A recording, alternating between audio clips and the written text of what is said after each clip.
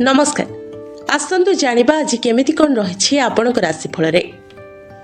राशिचक्र प्रथम राशि मेष राशि। दीर्घ दिनरु चलिथिबा समस्यार आज समाधान हेबो। परिवार सदस्यंक सह समय अतिबाहित करिवे। स्वास्थ्य प्रति जत्नवान हेबे। मानसिक शांति पाई जोग करंतु। परवर्ती राशि वृष राशि। नूतन प्रोजेक्ट रे काम आरंभ करि पारंती। दाम्पत्य जीवन सुखमय हेबो। सामाजिक कार्य आज सामिल रहिबे। अचानक खुशी खबर पाइबे। परवर्ती राशि मिथुन राशि। उधार टंका आज फेरी पाइबे। पैतृक संपत्ति को नहीं विवाद सृष्टि होई पारे। सफलता पाई कठिन परिश्रम करिवे। कला और साहित्य प्रति रुचि बढ़िबो। आसंतु जानिबा कर्कट राशि संपर्क रे। आज दिनटी आपणक पई बहुत भल अटे। पुराना निवेश रु लाभ मिल पारे। दीर्घ दिनरु अटकी रहितबा कार्य आज पूरा हेबो। परिवार सहित सुखद समय अतिबाहित करिवे। परवर्ती राशि सिंह राशि। पुराना बंधुंक सह साक्षात होई पारे। आवश्यकता ठारू अधिक खर्च करि पारंती। पितामातांक स्वास्थ्यावस्था को नै चिंतित होई पारंती। सृजनात्मक कार्य रे सफलता मिलिबो। परवर्ती राशि कन्या राशि।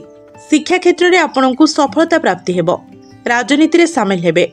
वैवाहिक जीवन रे समस्या आसीबो। सांगों सह दूरस्थान को यात्रा करिवे। आसंतु जानिबा तुला राशि संपर्क रे। ऑफिस कार्य रे विदेश यात्रार जोग रहिछि। धार कर्जरु दूरे रहिबे। मां को स्वास्थ्य समस्या रे उन्नति परिलक्षित हेबो। प्रेमिक प्रेमिकांक पई दिनटी भल अटे। परवर्ती राशि बिच्छा राशि। कर्मचंचल रहिबे। मन प्रफुल्लित रहिबो।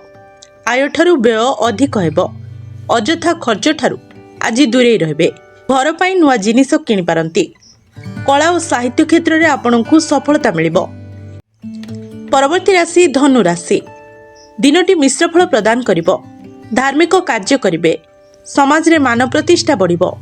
समाज सेवा रे निजकु नियोजित करिवे।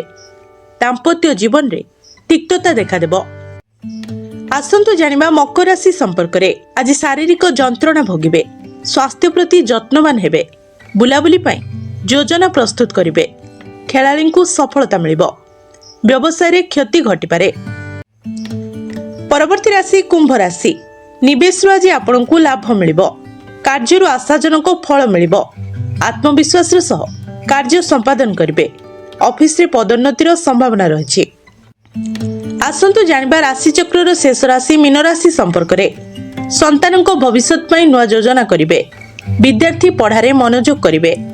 पड़ोशी सह विवाद देखा देबो। स्वामी स्त्री मध्य उत्तम बुझामणा रहिबो।